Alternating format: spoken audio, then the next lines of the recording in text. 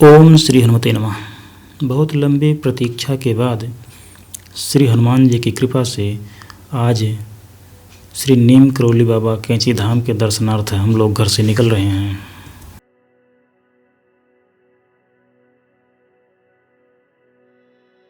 नमस्कार मित्रों, मैं सूर्य प्रकाश पांडे, छोटे भाई प्रेम प्रकाश पांडे तथा मित्र अमरेश श्रीवास्तव के साथ आप सभी का अपने इस YouTube चैनल शुभ यात्रा पर हार्दिक स्वागत करता हूँ।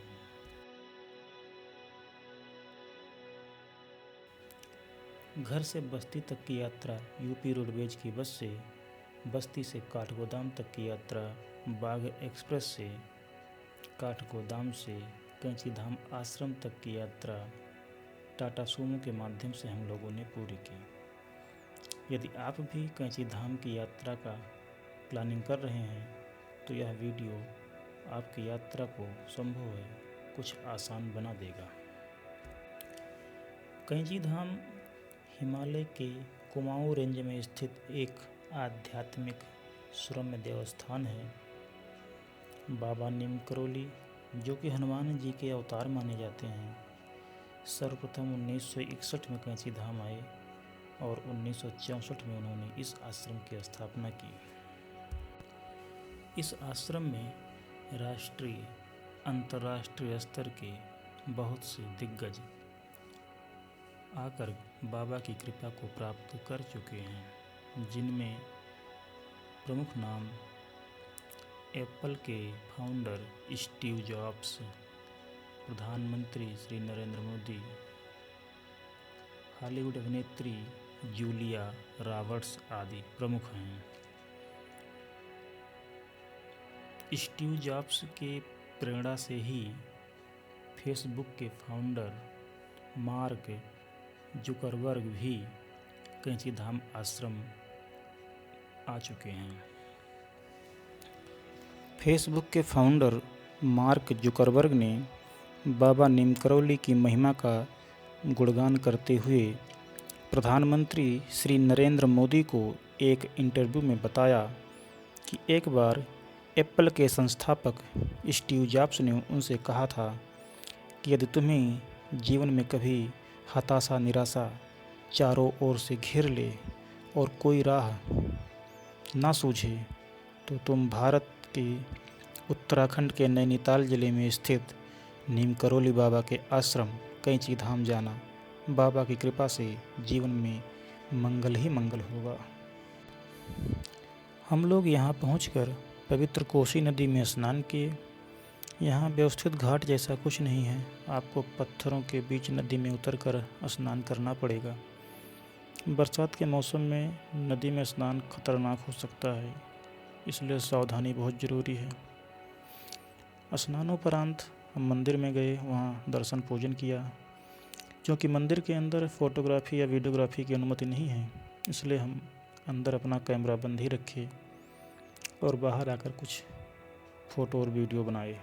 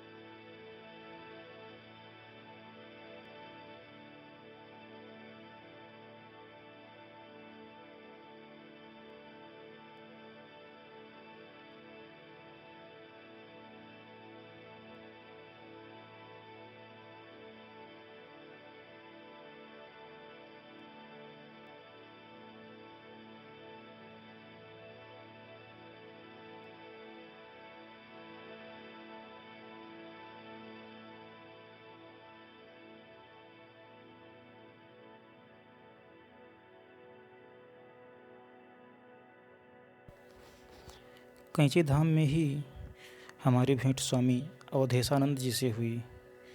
स्वामी अवधेशानंद जी के मार्गदर्शन में हम लोगों को काकड़ी घाट धाम की यात्रा करने का सौभाग्य प्राप्त हुआ।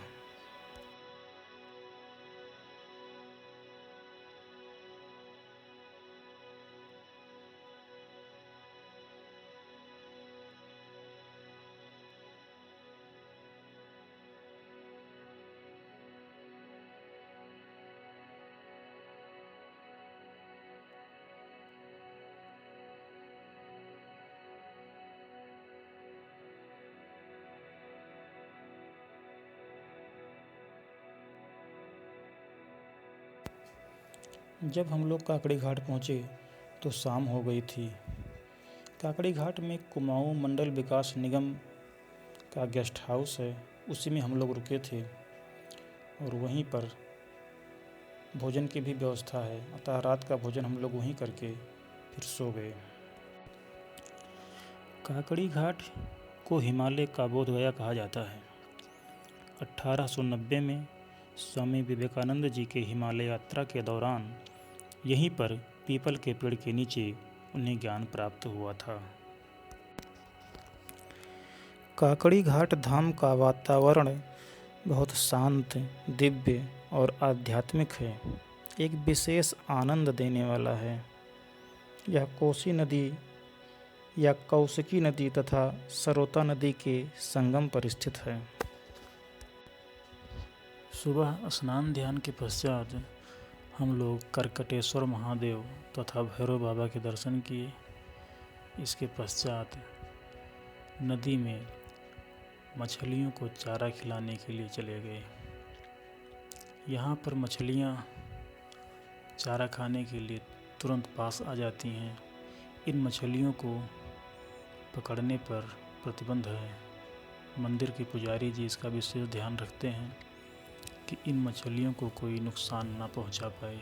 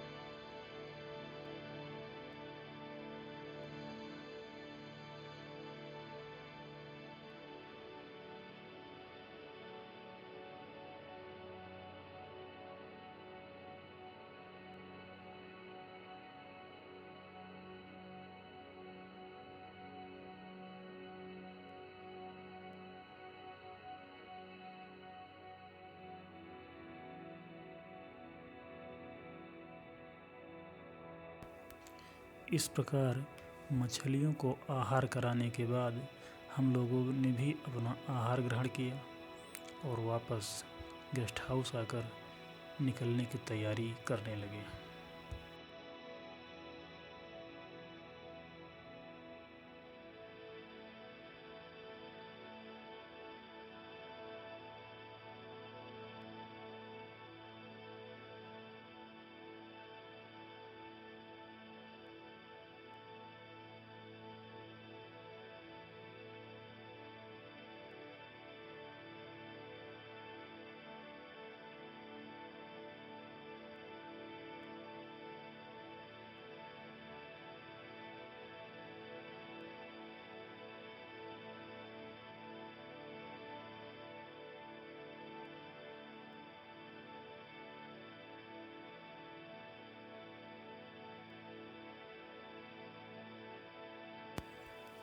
नदी पार करने के लिए हम लोगों ने नियमित पुल की जगह एक छोटे से काम चलाऊं पैदल पुल की सहायता से नदी पार की और नदी के उस पार हम लोग पहुंच गए।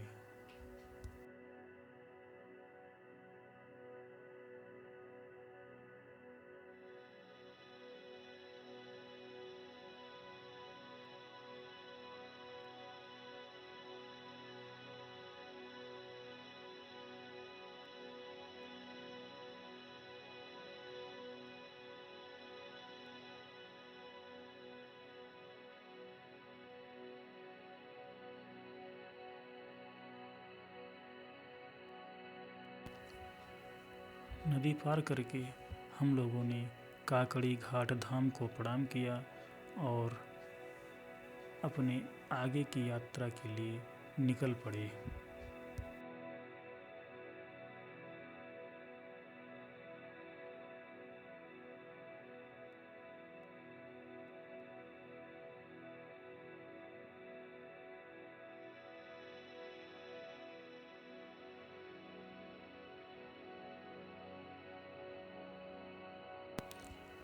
हमारे पास अभी दिन में 2-3 घंटे का समय था, इसलिए हम डायरेक्ट काठगोदाम ना जा कर के वाया नैनीताल काठगोदाम जाने का निर्णय किया और हम लोग काकड़ी घाट धाम से सीधा नैनीताल पहुंच गए।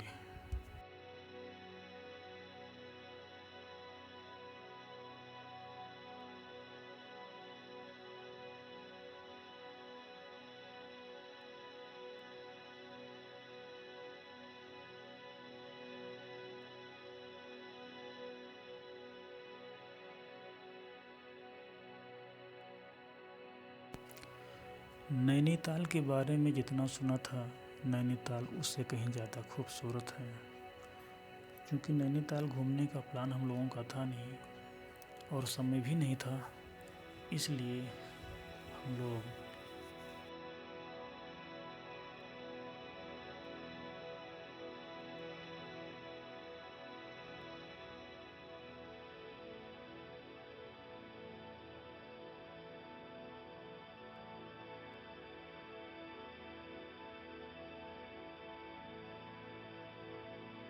ठंडी रोड हो करके नैना देवी के दर्शन किए और माल रोड होते हुए हम लोग वापस तल्लीताल बस स्टैंड आए और वहीं से एक टवेरा गाड़ी से हम लोग वापस काठगोदाम आ गए।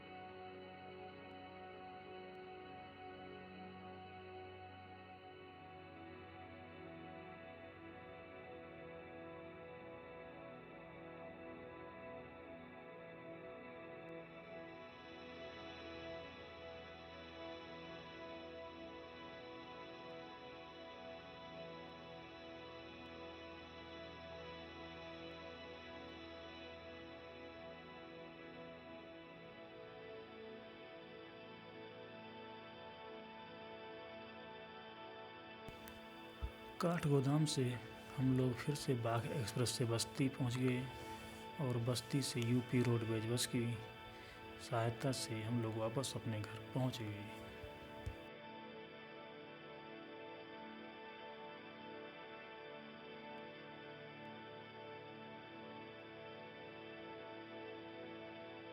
बहुत सी बातें इस वीडियो में शायद छूट गई होंगी, ऐसा मुझे लगता है। इसलिए आप लोगों की कोई क्वेरी हो तो आप कमेंट बॉक्स में पूछ सकते हैं। हमारी कोशिश होगी आपके प्रश्नों का उचित उत्तर देकर आपकी शंकाओं का समाधान कर सकें। बहुत बहुत धन्यवाद। आपका दिन शुभ हो।